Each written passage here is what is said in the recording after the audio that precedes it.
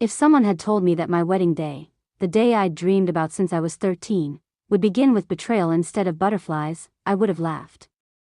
But life has a habit of ripping the floor from under you when you're finally standing tall. That I was adjusting the last crystal pin in my veil when my phone started vibrating like it was trying to escape the countertop.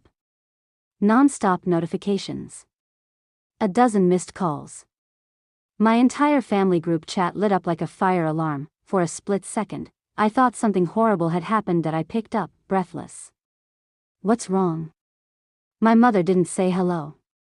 Didn't even inhale. Ava, we need to discuss your wedding date. My stomach tightened. Why? It's in 11 days.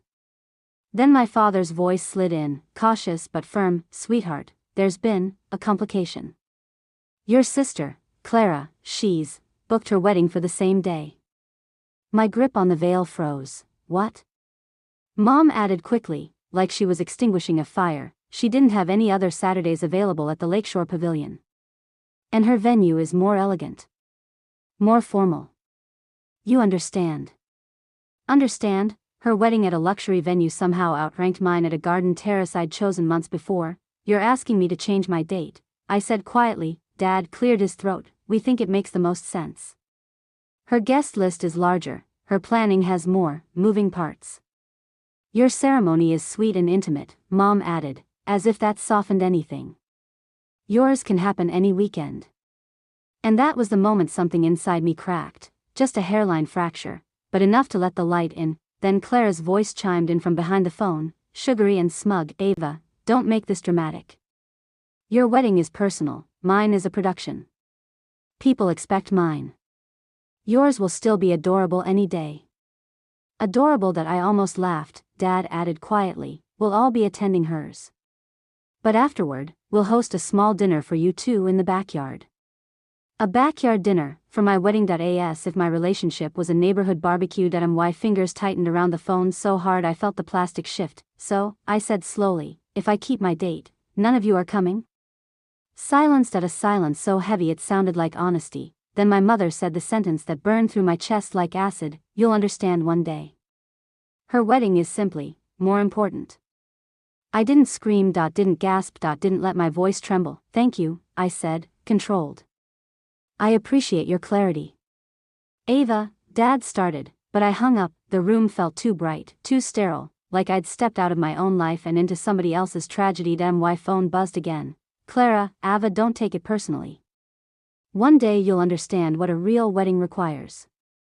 Love you.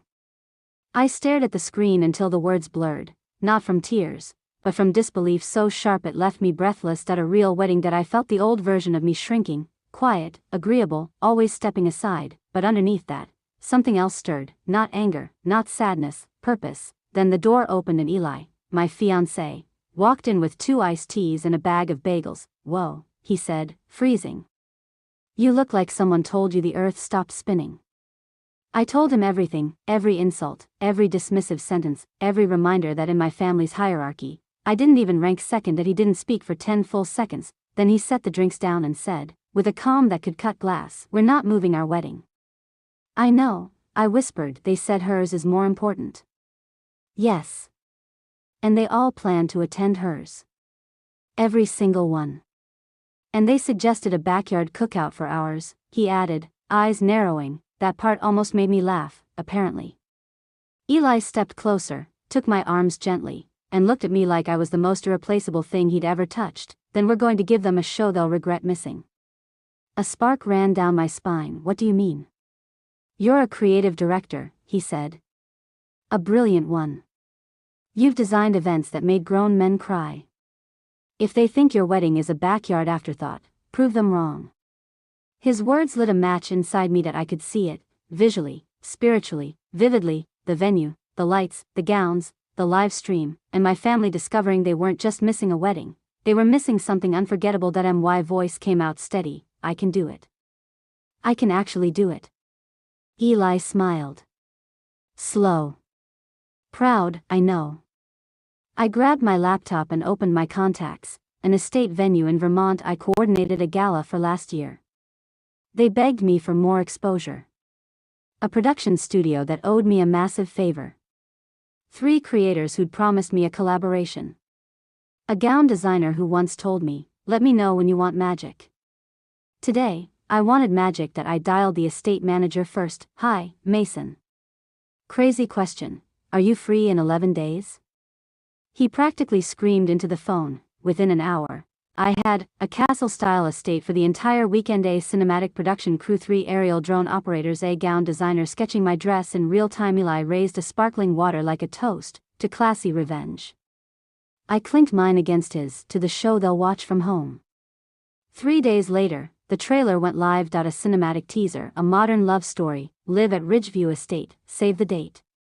By morning, the views had hit 900K. By noon, 2.3 million. The world was coming to my family wasn't, and for the first time in my life, that felt like liberation. 4 days before the wedding, I finally opened the family group chat, not to reconcile, just to watch the panic. "Mom, Ava, what is this video? Dad, your aunt saw something online. Call us, Clara. Why am I being tagged in your wedding trailer? What are you doing?" I didn't respond. I simply forwarded the live stream countdown. Seconds later, my phone rang. "Mom," Eli raised a brow. "Want to take that?" "Absolutely." Mom didn't breathe before launching into a tirade. "Ava. A castle live stream? Are you trying to embarrass your sister?"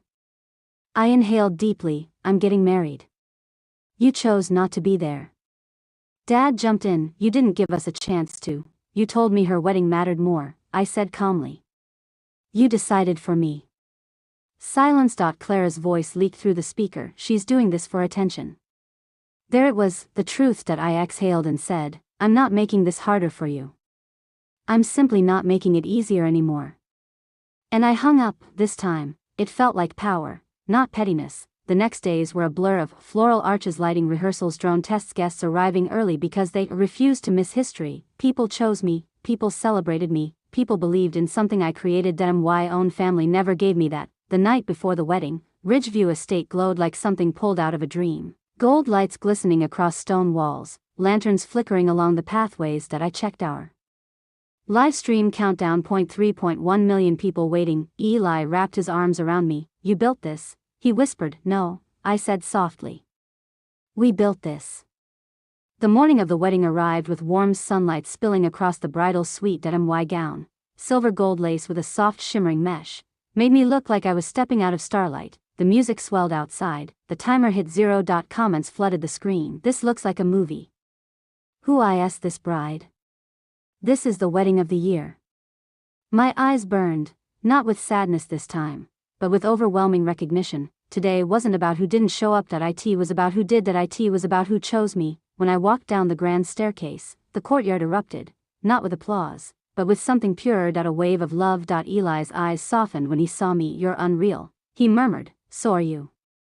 The ceremony flowed like a dream, laughs, soft vows, a breeze that lifted my veil like the universe was in on the moment. The live stream comments were a waterfall of emotion that I had never felt. "So seen. So valued. So whole." After our kiss, after the fireworks, after the cheers, my phone buzzed again. "My family, and Mom. We didn't know it would be this big, Dad. The link isn't loading for us. Can you add us, Clara? 4 million views? Why did you do this?" I typed one message. My wedding was important, too. Then I put my phone away. That night, after the guests left, after the cameras cut, Eli and I stood beneath the starlit terrace. "Do you regret anything?"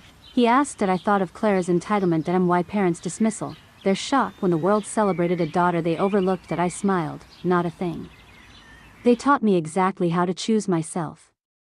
Eli intertwined his fingers with mine. "Then this is our beginning." We walked back inside together, married, grounded, and stronger than ever. My family's absence didn't define me. My joy did. My voice did. And for the first time in my life, I felt like I belonged to myself.